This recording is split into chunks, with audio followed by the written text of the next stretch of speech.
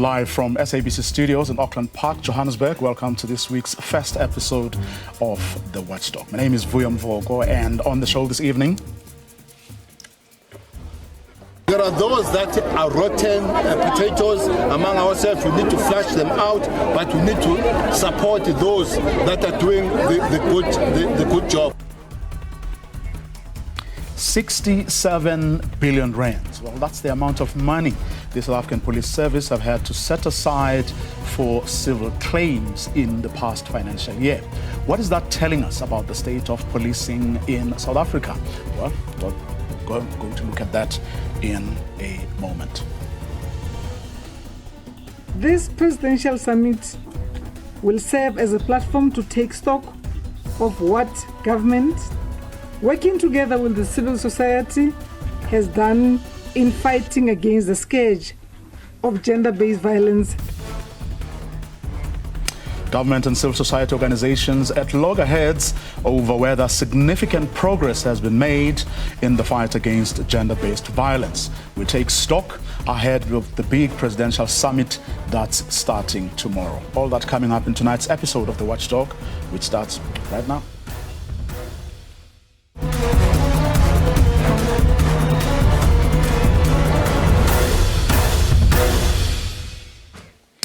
Police Minister Bheki has revealed that civil claims against the police service for the financial year under review are estimated at more than 67 billion rands.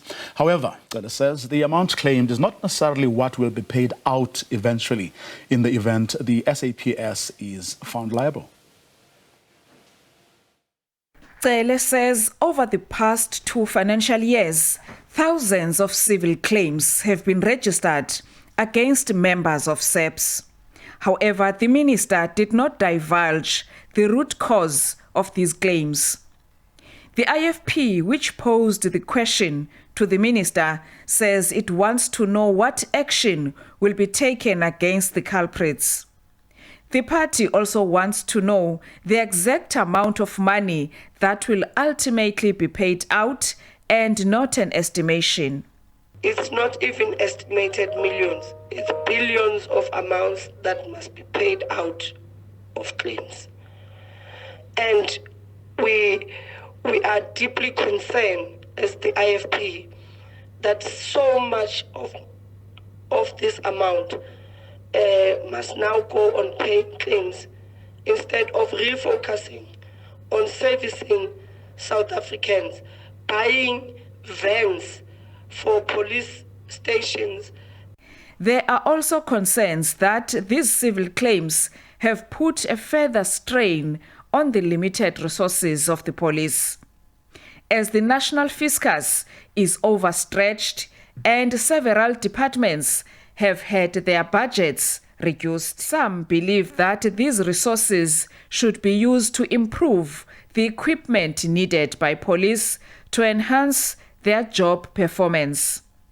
It remains a serious concern that the amount that the police must pay in compensation for wrongdoing, for wrongful arrests, and for ill-treating the citizens continues to increase even in this financial year. We noticed during COVID that during lockdown, police were harsh towards citizens. Some say the rising number of civil claims confirms a very negative trend about the conduct of the police. Minister Cele says they have established a national steering committee to deal with these civil claims. Lula Mamatya, SABC News, Parliament. Well, to help us make sense of what appears to be quite a big amount of money, we're joined by Dr. Johan Berger, who is an independent crime and policing consultant. Doc, good evening. Thank you very much for your time. 67 billion rands sounds like an extraordinarily high amount of money for this purpose. Yeah, good evening, Vuyo. I agree. I mean, this is almost 3/4 of the total police budget that the minister mentioned, and I find that extremely high. Even in the previous year, it was only 16 billion. which is a more reasonable amount, for the police to set aside as a sort of a contingency fund for civil claims that they eventually will have to pay out. Also, given the fact that in the past, the figures, for civil claims that were actually paid out was far, far less. For example, the highest figure so far was in the current financial year. The previous financial year was 470.5 million.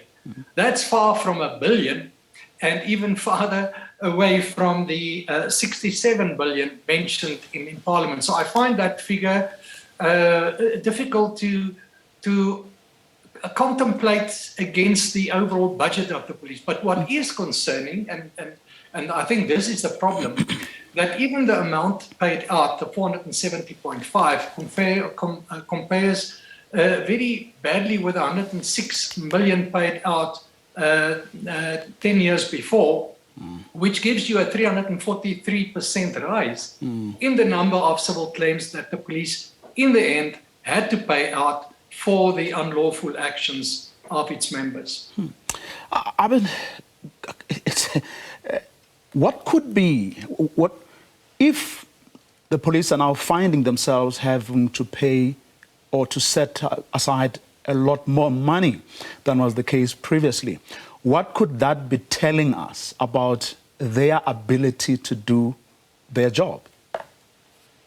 Well, and I think that is precisely the problem.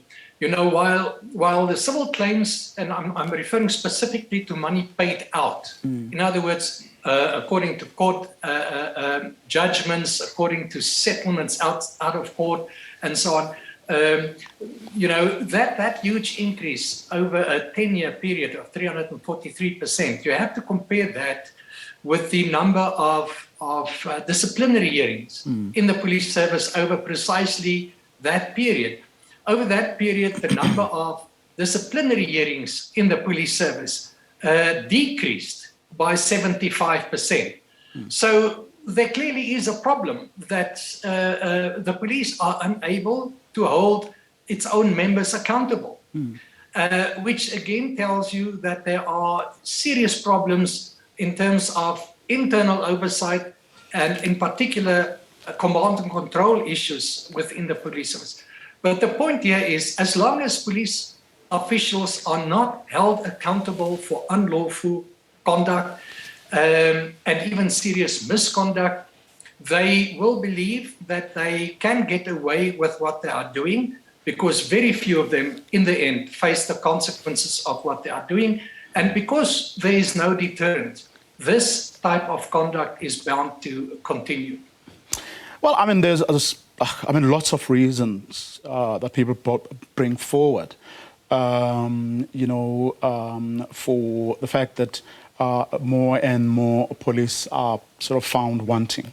There is, we are told, a lot of them are overworked, they are overstretched because there's fewer police officers than we should have. Stresses that come with the job. You have people saying, criminals have become a lot more violent and a lot more brazen. And these are just some of the contributing factors to us having less effective police. Yes, Boyo, and I think all of that is to some other, true. But I think what the police need to do, let's just get the facts right here. And the minister is absolutely correct when he says that there are fewer police. If you look at the figures 10 years ago, and I've compared all of these figures over the last few days, over the same period, the 10-year period. But if you look at the figures, 10 years ago, there were 50 million people in the South African police service. And there were approximately 155,000 trained police officers. We are now we are now down to 139,000 trained police officers for a population of 60 million. So there are 10 million more people in this country at the moment, and our police are about 15,000 fewer than they were 10 years ago. So clearly the police are under tremendous pressure. There are huge demands, public demands, political demands. So the pressures are huge, but the gaps that are created through these shortages, as well as the problems with the budgets that have now stabilized at a figure after many years of annual increases in the budget that's now more stabilized over the 3 years. So the police find it increasingly difficult to fund both recruitment, especially recruitment, and of course the resources necessary for them to perform their duties. You also see this in the downward trend as far as the detection rate are concerned. Detection rate for murder, for example, over the last 10 years decreased by about 35%. So clearly, the police are less able now to perform the kind of duties and to provide the kind of performance that they were able to do 10 years ago. So yes, I think there are serious problems as far as the police and the broader criminal justice is concerned. And it's not just about the budget. The budget has contributed to the difficulties. But I think the command and control issues within the police service and the inability of the police, apparently, to hold their officers properly to account, is just a recipe for disaster. And this is an ongoing, problem that we see with the police. To what extent are perhaps some of the problems, Dr. Berger, got a lot to do with things like your investigative capacity, lack of investigative capacity, but also failures of units like your crime intelligence, which then mean that because such units are not functioning optimally, police then end up having to do damage control after the fact, when in fact certain things could have been, identified beforehand. In other words, before things can actually happen, police are then able to detect certain things instead of dealing with the damage afterwards. Yes, again, I think you've touched on the nerve of much of what we see in the police service at the moment. And to a large extent, this problem can be traced back to state capture. We know this that happened from around 2009, 2010 onwards. And you can also see in terms of the crime figures, until 2011, 2012, most of our serious crimes were showing decreases, some very, very promising decreases. Until that time, for example, murder decreased by 54% since 1994. So clearly around that time of, when state capture started taking root, the problems started within the police service as well with appointments. We saw the problematic appointments in crime intelligence with Lieutenant General Richard Mtluli. We saw the problems with the Hawks burning in Tlemeza. And the problem with that is that, and I've just mentioned those two, there are others as well. But they also then started appointing people below them that they knew they could rely on. So they were removed, those two persons I mentioned, but many of those they appointed are still there in the police service.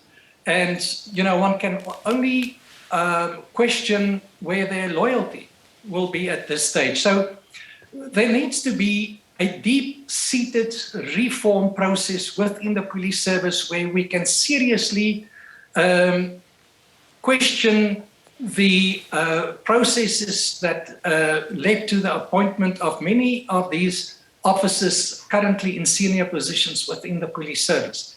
And that process, and this was also covered in the National Development Plan already back in 2012, we need to have a process that would evaluate officers against the positions that they occupy to determine to what extent do they meet the requirements for those positions, and started to reaffirm proper appointments within the police service, incumbents that knows and understands their responsibilities, that can execute that with a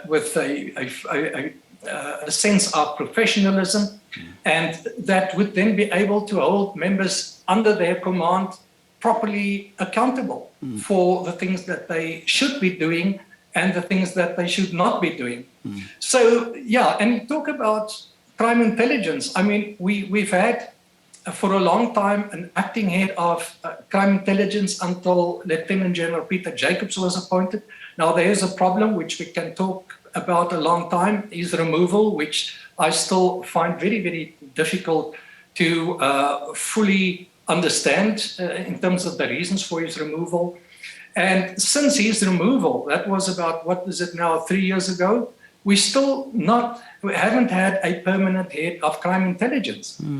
It's only acting heads of crime intelligence. So crime intelligence, apart from a few pockets of excellence here and there, is essentially a division within the police service that have become completely dysfunctional and unable to produce the kind of intelligence that would enable the other branches within the police service to effectively perform their functions. So yeah, the police service clearly finds itself in a mess. There are certainly very, very good and very competent people within the police service, but we need to remove those who doesn't meet those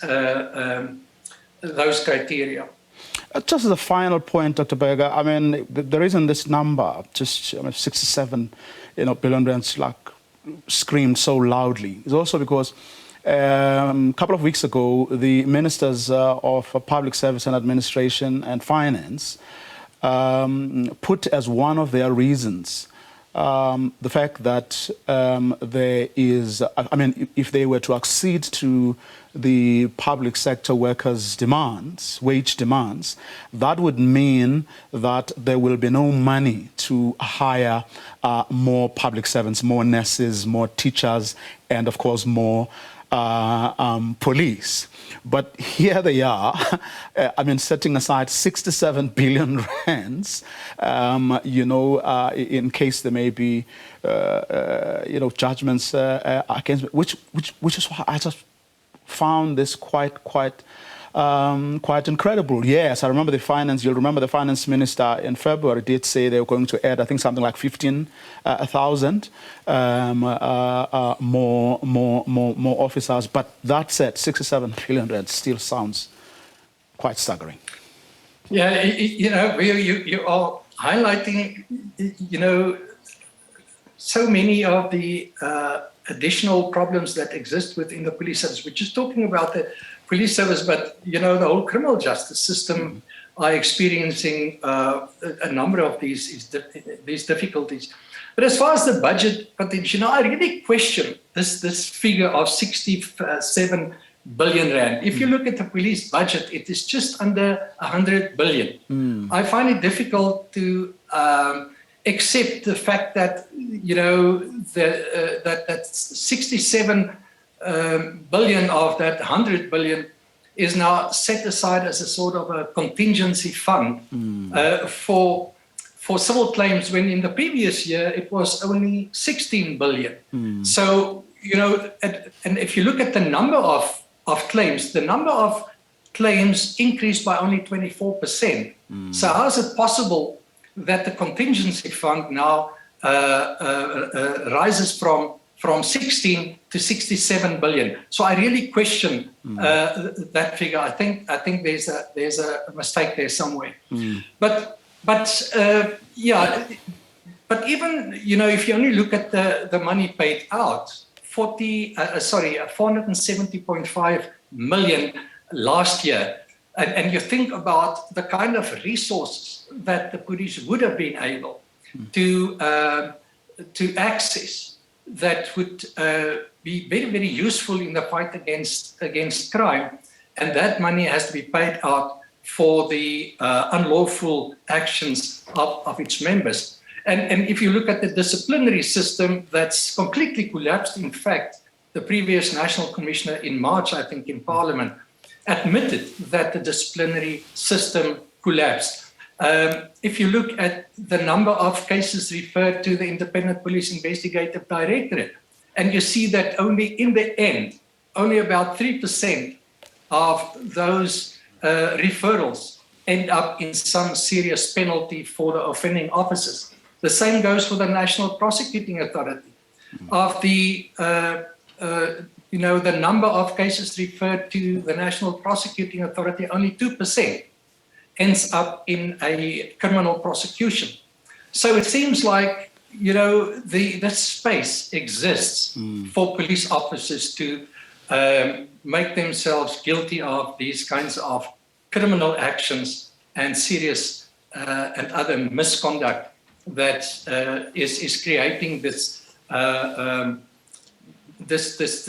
deterioration in terms of public trust and confidence in the police service.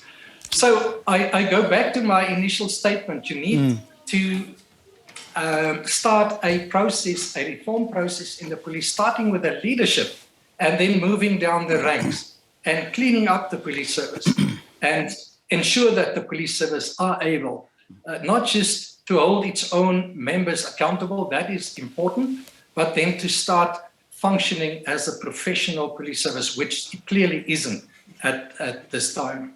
Well, let's hope that the president actually meant what he said when he wrote this morning in his weekly newsletter. And I quote, "As we recover from state capture, we must ensure there are consequences for the perpetrators of state capture. We also need to make sure that public institutions can never be weakened in this way again." Dr. Berger, thank you very much for your time and insights this evening. Thank you, Bowie. My pleasure. Of course, an independent policing expert. Sticking with matters policing, Police Minister Peggy Cele says the Tactical Response Team, or Amaberete, will be deployed to Finetown, south of Johannesburg, following that deadly shooting at the weekend. 11 people were shot at in an apparent robbery, 7 of whom died. The authorities say no arrests have been made just yet.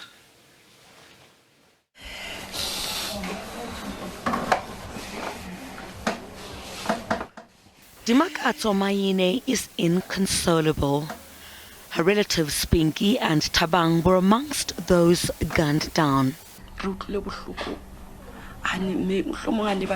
She says they are in so much pain. She says it would have been better if someone told them that her kids were in an accident, but she says they killed them.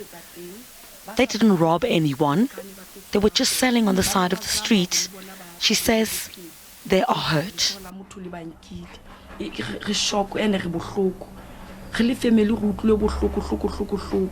So several days now after the tragedy, this community is still in shock and is demanding answers. Right here behind me is where one of the deceased, Tabang, has been selling chicken feet for over a year now, and the community says none of them had deserved what had taken place. Some of the eyewitnesses SABC News spoke to said they're still in disbelief. He says he's still traumatized. He saw the bodies lying there until the mortuary van picked them up at about 3 a.m. He says he feels unwell. The police minister who was in the area heard firsthand how unsafe the community feels. He says that they're losing lives every day and senselessly. He says now they have to bury their children.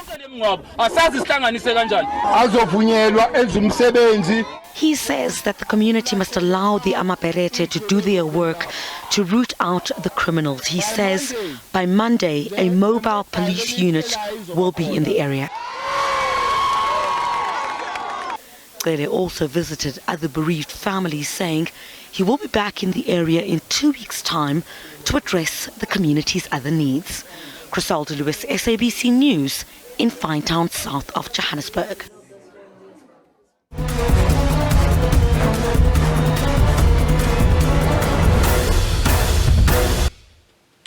The DNA backlog, which served as a critical hindrance in the fight against gender-based violence and femicide, has been reduced. Police Minister Bheki Cele stated that the figure, which used to sit at over 200,000 cases, is now less than 100,000. This comes as government is set to host its second presidential national summit on gender-based violence. SABC journalist Kenny Mapanga has that story.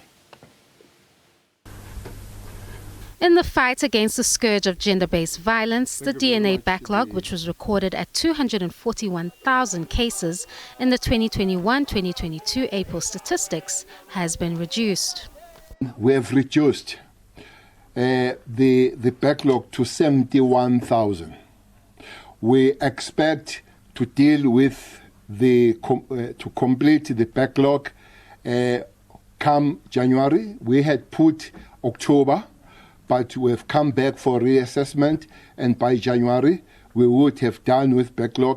Cele was speaking at an interministerial briefing in Pretoria, Gauteng, ahead of the second presidential National Gender-Based Violence and Femicide Summit. This summit aims to reflect on the work undertaken since the 2018 summit, provide feedback and create a space for accountability in eradicating the scourge from South Africa. Despite interventions and gains, violence against women and children continues in the country. Recently, in the Eastern Cape, a woman, Zenizole Vena, went to the clinic to report a gang rape, and she was instead allegedly turned away and referred to the police station, where she later died. The Eastern Cape was a bad kind of incident for a government, for the whole chain of us. But I'm not going to. I think there were explanations given on the matter, but we still feel that much better could have been done by the whole departments. I'm not going to stand here and lambast the other segment of government, but we were in a very close touch with the premier of that province, the minister.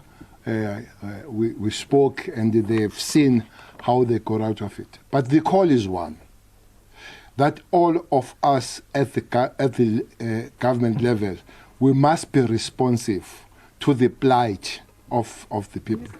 Minister in the presidency responsible for women and the youth, Maite Koana Mashabane, further stated that government had prioritized the employment of women in an effort to make them less dependent on men for financial support. The summit will be held on the 1st to the 2nd of November, with President Cyril Ramaphosa delivering input on Tuesday.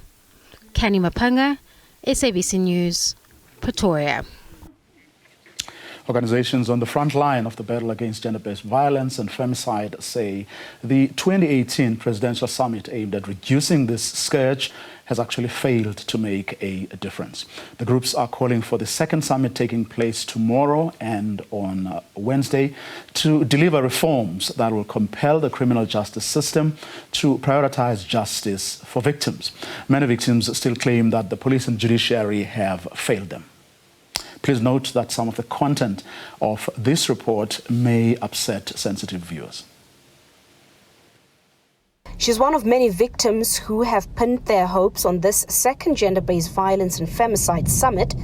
The 22-year-old claims that she and her sisters have been sexually violated by their father for years. But she drew a line after her daughter was allegedly raped by her father last year. After fleeing to a shelter, they helped her to open a case, but still no action. My daughter is now 4 years old. At the age of 3, he raped her. She came to me crying, "Mama, see what Papa did," because she calls him Papa. And there was blood all over her panties. I opened a case in Centurion Littleton police station, and till today they've been saying that they are investigating. They transferred the case to Windsorton police station where he's at, and nothing has happened yet. So I feel like the justice system to this point has failed me, and I'm literally fearing for my life because it was to a point whereby the men held me hostage. Chilling testimonies like these continue to bear evidence of the scourge of gender-based violence and femicide countrywide.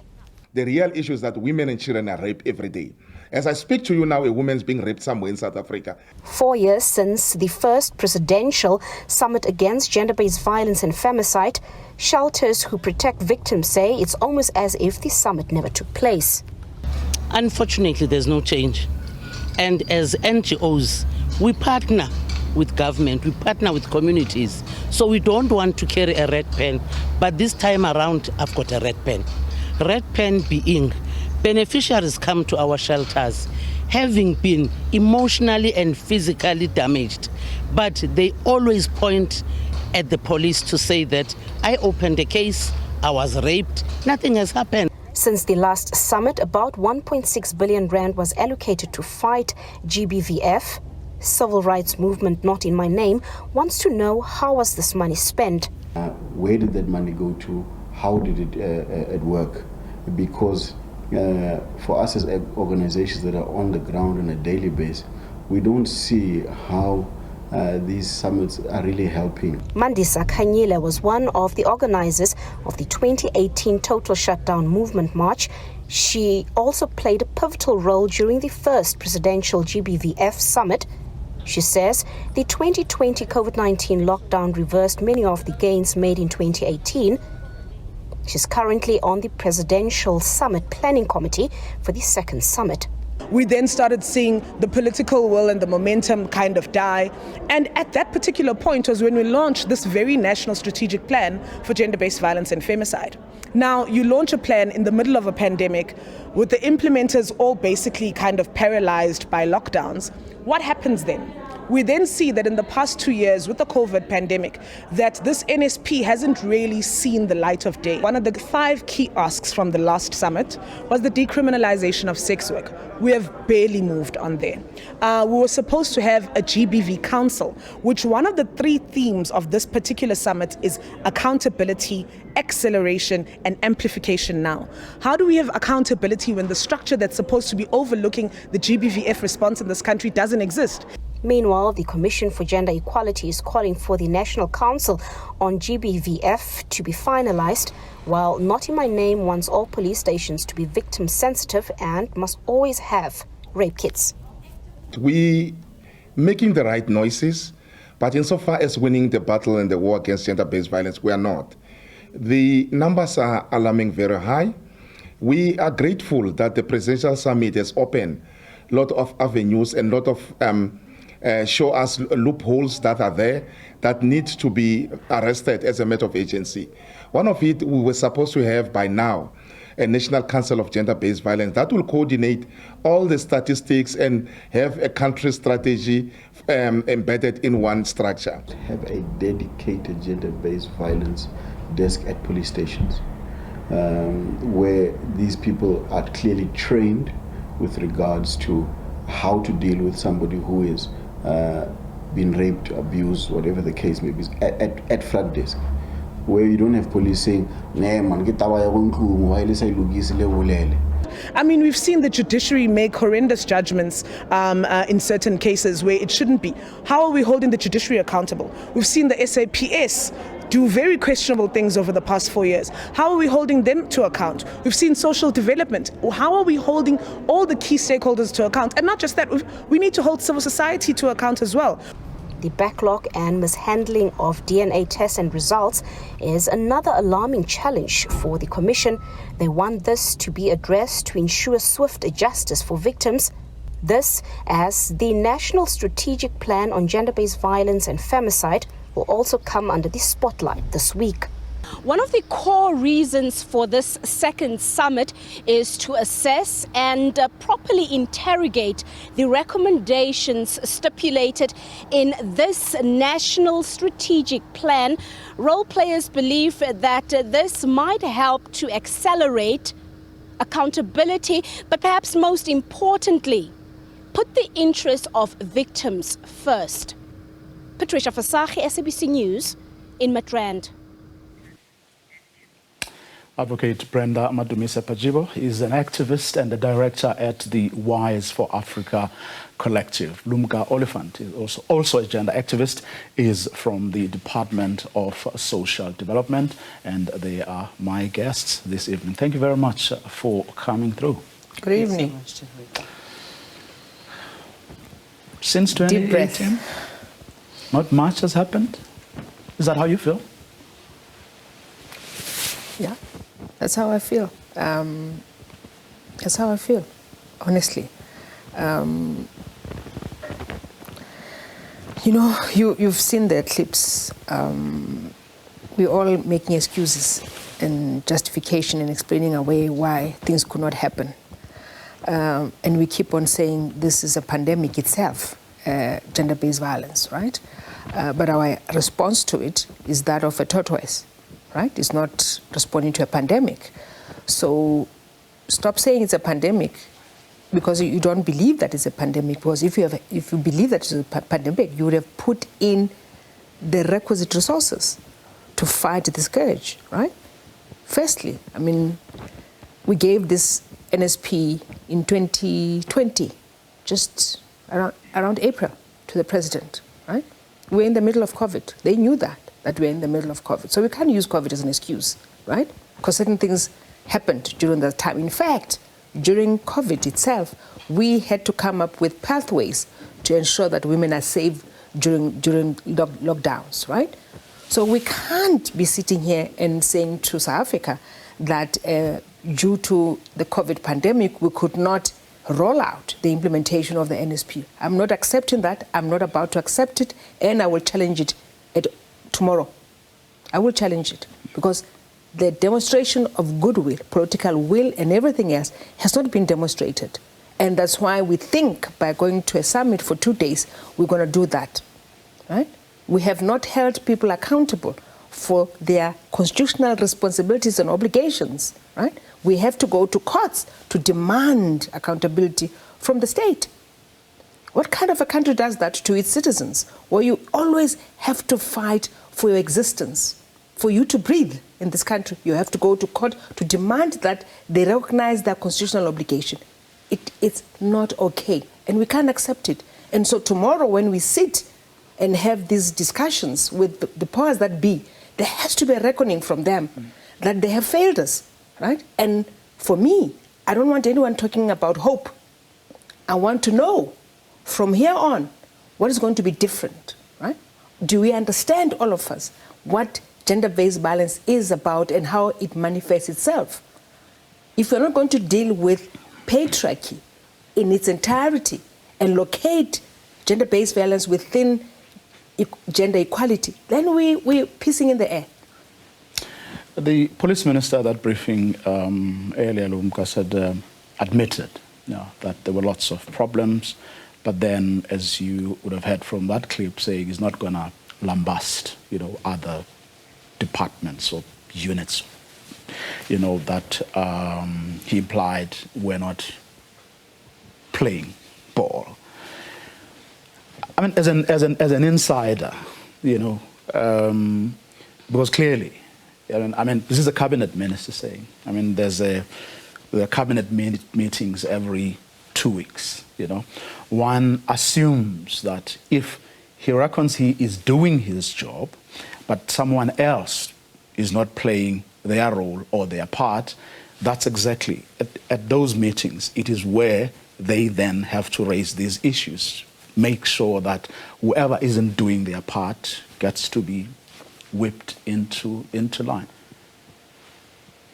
Is there, or how much cooperation and working together is actually happening at government level to deal with this scourge? I think I'll talk about social development instead of talking about everybody and the cooperation that we have with other departments. You heard in the clip that the lady was saying that when he was taken to the shelter, it was at the shelter, at social development, where they received assistance and were able to go to other places. So at DSD, we work with everybody. We work with men who are victims of gender-based violence. We work with key populations. We work with children. We work with everybody. And the systems to prevent it are where DSD is. And also, when we are at police stations, we have victim-friendly, rooms where DSD is at the center, and you find social workers and you find people that are going to help you. The shelters that are working as well, they are supported by the Department of Social Development so that women can have a safe space, women can be able to bring their children and be able to take their children to school. Of course, we may decry the fact that the duration of the time that women have to stay at the shelters may be an issue that we need to maybe also start looking at. But in the department, I can tell you, when somebody comes to us, all the other facilities then do come. We have a gender-based violence command center where women can be able to call, and we are able to link you up with other government departments. So where I'm sitting, I'm able to see that the services that we provide, we are able to make them accessible to people. Even with health, when people come to us, we are able to make sure that children go to school, that women go to hospital if they need to go to hospital. And if we talk about children, the fact that we can account for our children between 8 and 2 o'clock every day of our lives is a policy in action there, where we know that the education is a child protection tool is there. When we talk about housing, water, electricity, sometimes the electricity is not there, but at least we are saying to you that these things are also happening, for children to get that protection. And also when children find themselves working and living in the street without parents, social development is at the center in making sure that we cushion those children. The social grant, for instance, is one of our biggest mechanisms, where it is a child protection tool and is a mechanism of empowerment where we give women money to be able to make decisions about their children, their families, and their bodies. So I can safely say that when it comes to the social security space, when it comes to the social sector space, we are trying by all means to make sure that we are at the center, we are at prevention, we are able to give victims, the necessary assistance that they need the minute they walk into our doors. But are you there, and it is your presence, being felt? Are you, because often, take the case of the Eastern Cape, the first person to get there is the Minister of Police. So you wonder, how does this, work? Shouldn't it be people like you, social development, that is in there first, and there's that recognition, and before the politics, because the problem with that is that, minister arrives as soon as, or sometimes even before it actually happens, and they are there. But then people don't see the results, afterwards. Is your presence being felt? Are you there? Our presence is felt. That clip that we're playing right now, I listened at least 3 people talking about the presence of social development, talking about the presence of support to shelters, talking about the presence of social workers, talking about the presence of one person said, we have seen social development. We talk to sex workers, social development is there because every single person that comes through our doors must feel that they are protected, must feel that they are being seen, and they must feel that they are at a place where they are going to get out better. When you go to the summit, presidential summit tomorrow, you get given a minute to say, tell us brutally and honestly,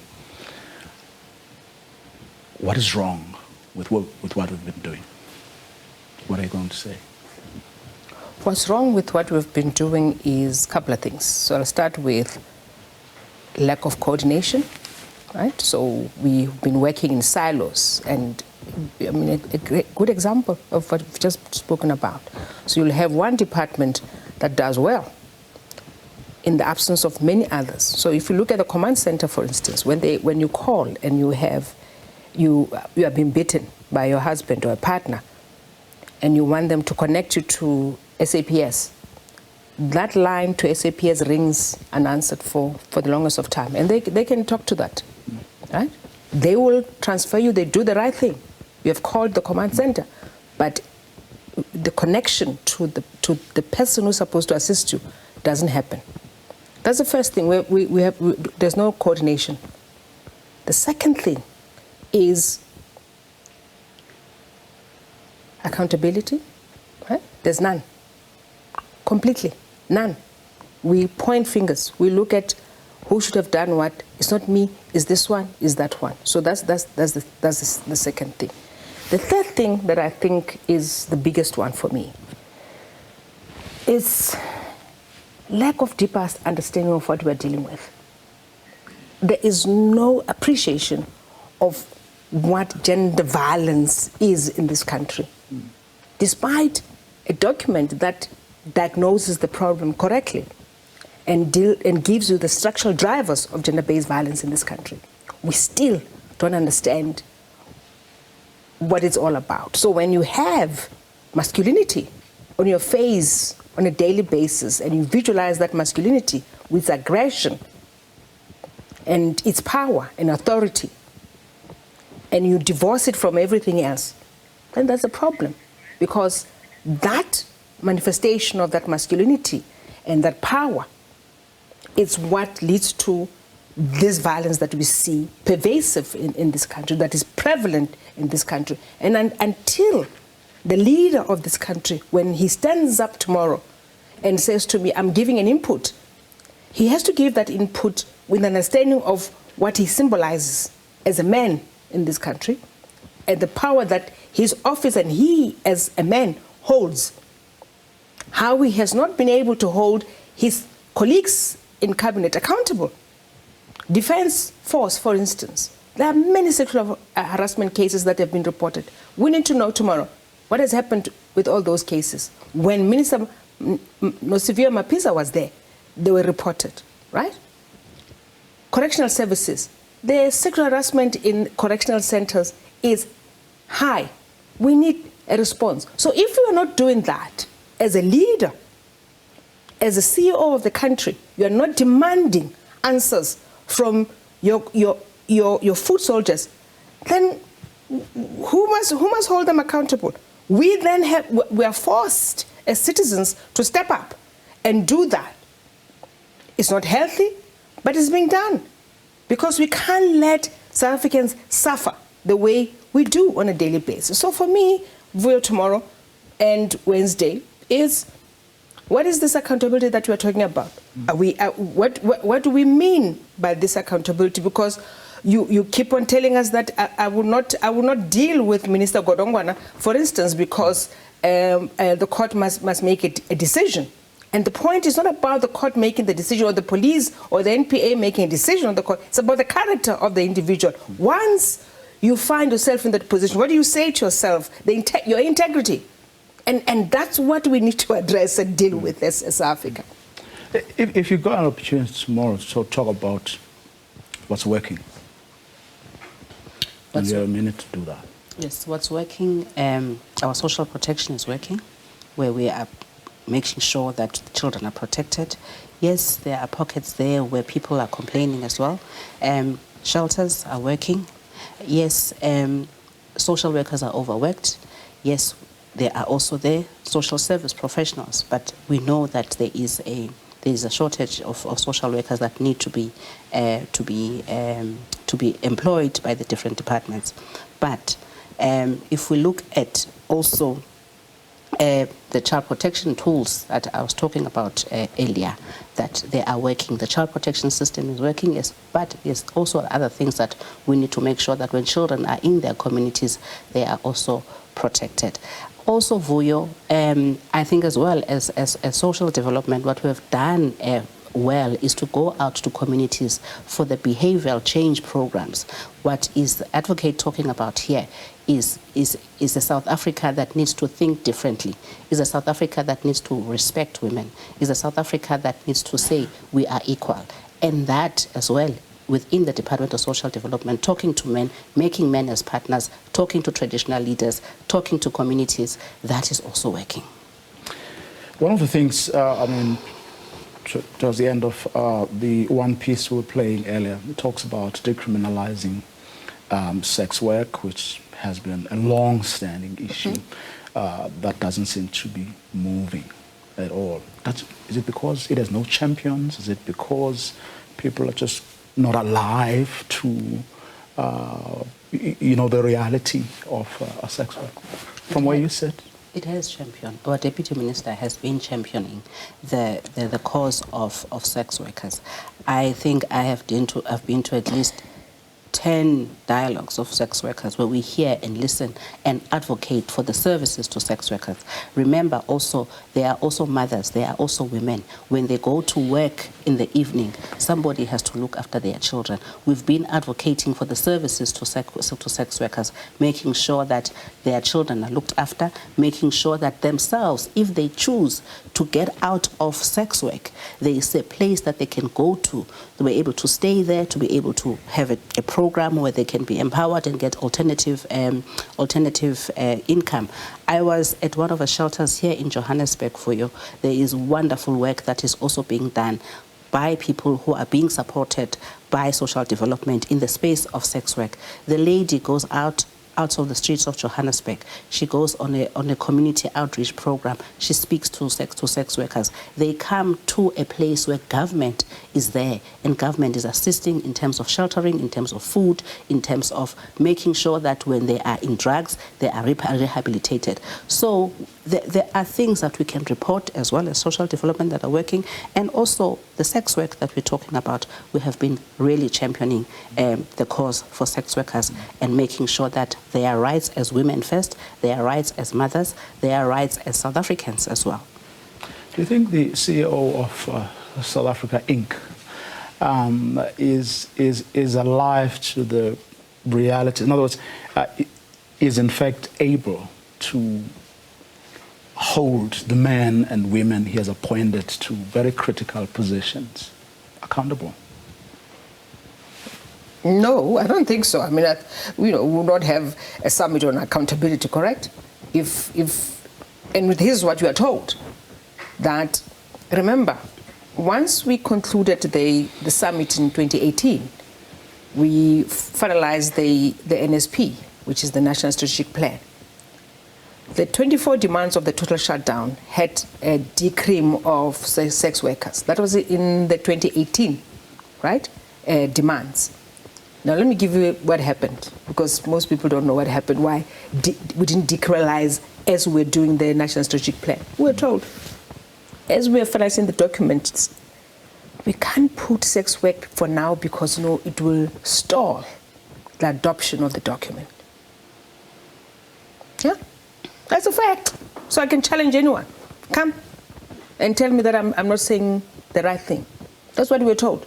To stall it. So if we want this NSP to be adopted sooner, let's take out sex work for now. We'll address it later, and that's why Lumka is talking about champions now, because the sex work movement and the allies have been pushing, right? And so you have the Deputy Minister of Justice, John Jeffries, who has been engaging with SWET, which is the organization that is leading the work on sex work, and all the allies to try and find an answer to sex workers, right? Also, Vuyo, when we had an interim steering committee during the drafting of the National Strategic Plan, and I'll take you to the Emergency Response Action Plan that was allocated the 1.6 billion, right? Which hopefully tomorrow it will be accounted for, right? You had government departments giving weekly reports to the president.